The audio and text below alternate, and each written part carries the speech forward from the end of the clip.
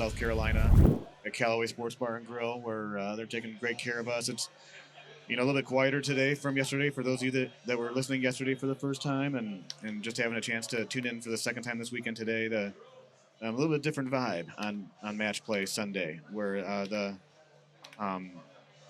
players, are a little more focused. They're not drinking as early as they might have been yesterday. And, there's a lot of money and pride on the line to win the next, the next Goldie tournament, of this year, which is this one, obviously. But the first one since the pandemic, we've all been waiting so long for this live tournament atmosphere, and they want to be able to say that they prevailed during these tough times. But you can see the gentlemen are checking in right now, getting ready to tee off on machine number 1 here. Just to kind of give you another visual of the layout, they're playing on a wall. I would guess it's probably about 18 to 20 feet long. 3 machines on the wall. Usually the tournaments would probably be about 4 or 5 machines on that wall, but practicing social distancing, plenty of space. It's a very comfortable room for the players to play in. So we got a little bit of a different feel here without Baharia. It sounds so much like diarrhea. But Baharia was played a few times in a row with the Mouth. We got Hidden Temple here. Great course. A lot of different obstacles, quite more challenging than Baja is. Thanks, Tim. I appreciate it. Doing the best I can and played okay yesterday and won my first match, so we'll see what happens the rest of the way. Got another old school player, Adam Ashley, to play my next match, so we'll kind of see how that goes. But here we are on the first hole, a nice flat green with a 1-mile-an-hour wind. Both these players are looking at this hole thinking, hey, it'd be real nice to get an early lead in this game. And it looks like that soccer ball of his is going to bounce the other way off on that one. So I'm going to guess that Russell might be experiencing some early nerves, but he's a much better player than that. He'll make some adjustments throughout the game.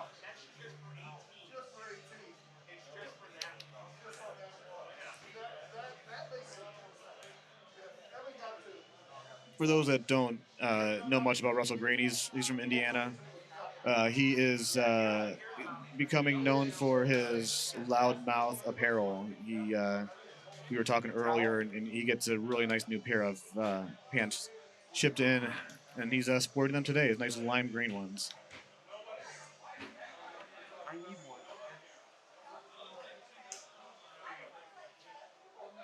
So we're all square after 1 over there. CJ Wingler and his opponent, they're getting logged in right now. And that's Kyle Heasley, the guy that I was just talking about, actually. So two guys that are trying to make a little bit of a run on this Match Play Sunday. 2 guys that I feel are, have a great chance of breaking into the top 4 in this tournament. Oh, yeah, sorry.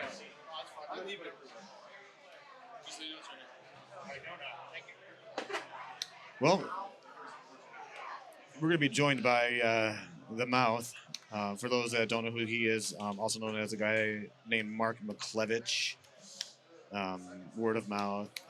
He's got so many credentials, I can't keep track of all that stuff. So he's going to join us right now. He can finish where I started. Well, thanks for that wonderful introduction, Brian. My pleasure. Good to see you. So let's go ahead and we'll start with Baharia. We'll play that next. I mean, we'll just get all your 10 Baharias out of the way for the day. Jesus. It could get to the point if I keep spinning that I will need a new card for the day. I will need a new card. Incredible Technologies only gives us 10 games per day on certain courses, and the Mouth, after 2 rounds, has played Baja 4 times. And if I don't miss something stupid, we would have played 3 on that one, I bet.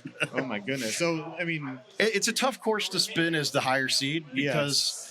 I spun it myself. It is. I mean, let's be honest. It's the first course on the cycle, and it's typically an amateur type course. Exactly. Teton was the first time in a long time that the course was actually challenging. Yeah, surprised that Dodge wasn't the first course. Correct, but Dodge is even harder than Baja because of a couple holes that. Well, there's stuff you can go in the water. Yes, you can go out of bounds and stuff. Yes. Yeah. No water. Well, there is a little bit of water on Baja, as you found out, unfortunately, in your first match. Yeah, dude. That was just a brain fart. Right? Yeah. Well. I was trying to speed up. My opponent's play was slow play, so I was trying to speed it up the other way. And I did mention that too, when his opponent would That's just his nature of play. And for a guy like the Mount that plays at a pretty quick speed like myself, it becomes a disadvantage for us. And we just need to adapt to it. And let's be honest, guys, if you get a chance to meet Norbs, he is one of the greatest, sweetest, nicest dudes you'll ever meet. He sure is. I mean, he's asking questions. He's asking me questions during the match, and I Really have no well. problem. But he's one of my favorites. One of my favorites. Don't mind losing to him. Shouldn't have lost to him. It's okay. It happens. We're going. Yep. The best thing is now I don't have to wait very long for matches. Yeah, exactly. And we were talking about that earlier too. You know how, both of us have been in that situation before where we try to, you don't want to lose your first match, obviously, but you get to that point and then you have a chance to get into a rhythm, and then you can play your own pace. Absolutely. Now, what's going on with the McCook? We got McCook. We got Russ Greene. If you guys watch Russ Greene hit the ball, do not follow what he does. Yeah. It is it's like the Jim Furyk of Golden Tee. His swing is ridiculous. It's ugly, just like his pants. Yeah, he does it pretty quick, pretty confident with this stroke there. But it's wrong though, guys. If you pull the ball back, you need to stop it before moving forward. If you know anything about physics, if you make an object moving one direction and try to change its direction, suddenly you have less chance of it going where you want it to go. It's that simple. He does it. He makes it work. It's disgusting to watch. Yeah, to each his own. And I believe his family might be listening. So if you are, we still love the guy. We're just Oh yeah, we love Russ. But no, here's an interesting hole. The par threes are always fun to watch. Well, I'm gonna call an ace from McCook. He's gonna low G release this. I don't think he moved it right enough though. Yeah, you didn't can hit tell. hard enough either. We know. He speed wise, he was pretty close. I don't think he's upset about the speed. He knew he didn't move Right. that. He now knows he moved it one click right. Now, if I'm playing McCook, I looked at that. I'm watching these little divot marks on this, right? Mm-hmm. And if Of I'm course. playing another player that knows how to play stouts, I looked where his divot was, and I go, okay, I need to put it one divot to the right or a little bit Definitely. right of that. Yeah. And then it just comes down to execution. So I'm getting That's in going from right at it too, Mouth. I'm getting the That's gonna go in. That is. How about that? Russell Greene with an early lead. But he's playing. And I'm going to tell you right now, I don't mind playing Russ Greene the way he plays stouts because he's playing them wrong. Stouts are a ball to not have a pullback on. Yeah. All you're doing is you're eliminating the variable and then giving one back by pulling it back. So while he made that, I'll play him. I'll take him 10 out of 10 times and think I'm going to win 9 of them. Yeah. But now this got interesting. And that's the confidence of the Mouth, But that's one Well, thing. no, but it's just because it's not. You need the confidence, and that's one thing that you do need when you play in these matches. Yeah. It's the. Oh, a 2-wood. Okay, once again. Now McCook's going to probably hit an 8.5 no tee. Okay. And cut it here. I started playing that shot quite a bit on this at first, but the problem with it is if you lay out, you're trying to shape a shot and cut distance down because you hit it full with an 8.5 here, it's over the green. So you can cut it down and hit there. You can cut it down and go a little long. Your cut can snap too much. The low T 10.5 though, a cut on that you can hit it as hard as you want, Right? And it will hit the green every time, and then you can play to cut it in. Now he actually might be looking over the top, but. No, he's going to go with the low 8.5, I think. I mean, the stock 8.5. Oh, he listened to me. Yeah, look at that. We talked about this. Look at that. You can hit the green on the fly because you can hit it as hard as you want. And since he's cutting it right to right, it's going to spin left towards the hole. And even if you saw that, he was 125 on that. If he hit it 142, he still would have hit the green first and had a putt. Just a quick update on the other match between Kyle and CJ. Kyle is up 1 after 6 holes on Forest Null, the middle course. It looks like CJ did what I do on that hole quite a bit. He left it a little short on the cut around the left on the par 4, the first one that's drivable. Yep. Missed the chip out of the bunker. And so here we are back to even, actually. Russ with a missed putt. Going back to the way that they played their tee shot on that, you were explaining where McCook was able to use his backspin and it came right towards the hole. He had an easier putt than Russ did. Absolutely. And then because Russ hit the pavement first, so he lost all his spin. Exactly. Even though he hit the right club, but he just didn't. I mean, you just need to know you can hit the 10.5 hard there, and you're safe always. Right. So you're now just worried about the cut and hitting it hard. Oh, CJ just tied it back up over on the other one with a little hole out for double eagle. Yeah, so that match is getting extremely interesting. We'll keep you posted on that. Follow, we'll keep Russ and McCook on here. But did he just wet that? I think, yeah. No, he he's went on stroke too. Russ watered the tee shot. Oh, he did water. Oh, okay. Okay, so now McCook's going to have a 1-stroke lead. He is very fortunate that they do drop them here. So he only loses 1 stroke. Mm-hmm. for a water shot. I'm wondering, I think one of the drops, if it's anything like Golden Tee history, if you hit that far enough up in the water, I bet it drops you Off the green for a chip at Eagle, is that what you're saying? Yes. Oh, CJ might go, oh, no, he's got a chip. No, he's got a good shot there. So I got a feeling we're not going to see any errors out of McCook the rest of this one. He dodged a bullet there by being able to even things up again. I don't like his. Okay, good. Once again, guys, when you can hit a ball as hard, like the max of the swing, or you have a choice of hitting a ball as hard as you can, right? Or if you have a choice of trying to finesse a shot down, choose to hit it hard. Right. Because you can't mess that up as easily. You can hit it hard and you know you're good. Right. McCook, it looked like he was thinking about trying to finesse the 5-wood in there, and then he stopped and decided, nope, I'm going to just hammer this. Right. Pops the 6-wood up, it's good. So I'm just noticing this for the first time. Are there shot meters?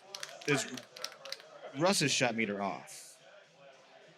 I think we'll have to... he might be one of those. There was no rule about it ahead of time, so it's not a problem. I personally don't ever shut it off. I don't care. Yeah. It doesn't matter to me because I'm getting as much information off the shot meter for myself as my opponent could. Yeah, we're going to see when he hits the shot here. The shot meter is it's right next to the score in between. Yeah, he does not have a shot meter. So on the other match, both the players were off the green on what hole are they on? Hole 9. On hole 8, they were both off the green, and they are playing Forest. They were both off the green on 8, and both made the chips. Kyle made a longer one, and CJ had a short one from like a 10-yard chip at most. What I found on this, have you found a club that hits the underneath of this ever?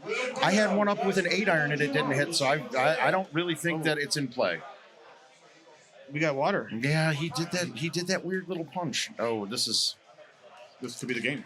Well, honestly, there's 2 strokes on this hole here. Okay, now guys, here's a little tip on a shot like this. When you're cutting a ball out of the rough, if you cut the ball and then aim directionally, it doesn't come back hardly at all, and it loses a ton of distance. But if you cut it and hit it straight, you still get more distance. It cuts not as much as it cuts if you would be playing from the fairway, but it cuts a bunch. So on a shot like that where Russ was, I would have been turning right and doing a full cut and hitting it straight. Definitely. Because then I can still approach the pin. It's not where I want to be ever, but it happens. Yeah, so we got a 3-stroke difference here. Do you want to switch over to the other? Yeah, we got McCook up by 3 after 9. We're going to pop over to the other one.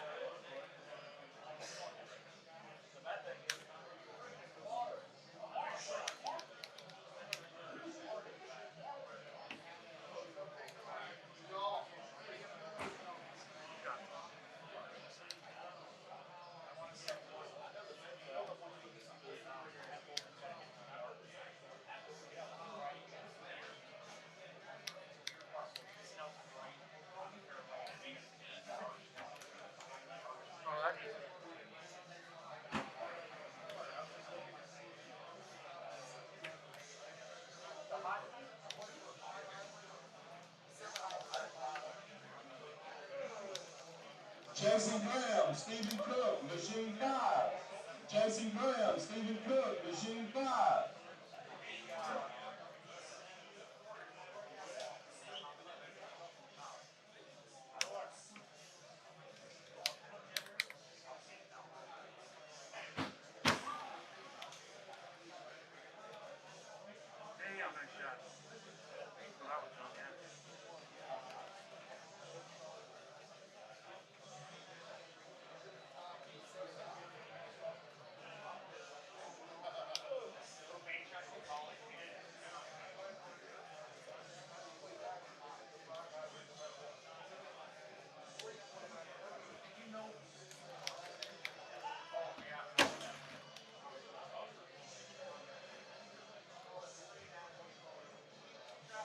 Chris Brewer, Gary Sheldon, machine 4. Chris Brewer, Gary Sheldon, machine 4.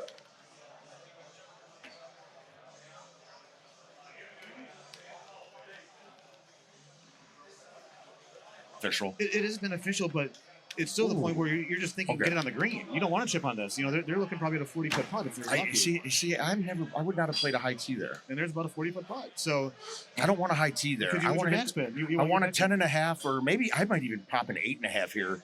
Either skip it or hit the hill. That other match is McCook's handily got it right now from what I'm watching. But this right here might be the shot of the match because I see that's not a gimme putt in a tournament. It's not. I'm not a big fan of the 3-wood here. But he nutted it. That's a straight See up what chip. I want there though, especially with the pin up short. I want to hit the front edge of that slope to slow down a little bit and pop it up so that when it checks back, it has a chance there. So, and the 10.5 might have even been too high. I might have thought about just punching an 8.5 with a cut. That way you get to hit the before you get to the green guy because the 10.5 he does that high. So now he's got a straight up chip here. Kyle's got it. I got a feeling he makes this. But even once again, if I'm in CJ's shoes, I'm pissed I missed the putt. Yeah. But I'm like, it's fine. But now Kyle has honors going into hole 17. It's funny how these can flip flop so quickly with just one hole. And let's see what the setup is. It's if it depends in the middle, then it's fine. But yeah, even the middle pin, I've had it trickle down. Oh, this is brutal. This is extremely brutal. No, this is a gimme. If you know the shot, this is a gimme. But if you're playing the cheater balls, it's a gimme. Correct. They both are. Okay. So let's go through this with stouts, right? 13 win, 6.5 win for us, right? G wedge, 1 turn directionally, a 7 win will turn that directly back to the hole. So I high tee the G wedge. I turn left once. And I thumb it straight. Gotcha. Or I punt. Oh, he does not have a G wedge. So good theory there by the mouse. Right, well, so now he's going to have to cut the low T9. Now here's the problem though. If you cut the low T9 is he going to bite it? If he bites it, he could make it. Does that bring? And he's got the super spin. Yeah. And he's got his pitching wedge. His 9-iron's a plus. I want to tee it low with bite, and he'll want with the plus. Yeah, I hit it with a super. Okay. Because it'll still, when you're cutting it, it'll still do that little roll above the hole before it comes down because you're cutting it so much into that 13 win. So, his CJ actually got this is the worst thing that could have happened to him on this hole. And this will go to show you I can't have a sand wedge in my bag. I have no club for this shot now. Yeah, the G wedge is a great club that was designed. I use it a lot with Dodge. We were talking about that earlier. The 70-yard club is great. The one thing he's got to think of here is it's no gimme birdie for Kyle. You know, you want to be aggressive and get close to the hole, but still, the only way you're losing on this hole right now is putting it in the water. And 18 is no gimme eagle. You know, if the pin's on the top right and you've got a pretty good crosswind, I mean, you still got to hit the shot and make your eagle. You know, so the game can be decided here. But what's the guess? You think he sticks it? I think he does stick it. I do too. Oh, he went no spin. I like it. I think you're right. Great shot. Does he stick it? Yes. See, now I'm telling you, if he had bite, that might have been wet. Yeah, I got a feeling it was. This now? Do we know this fringe is pretty flat, right? I don't think. I think it goes straight left. Oh, he popped it. I think it was good. fine. I think it was fine. It looked flush. Didn't look like there's any lip. Well, my match just got called. I'm gonna let Mal take you through hole 18 here. Thanks for listening, and I'll catch you guys later. All right.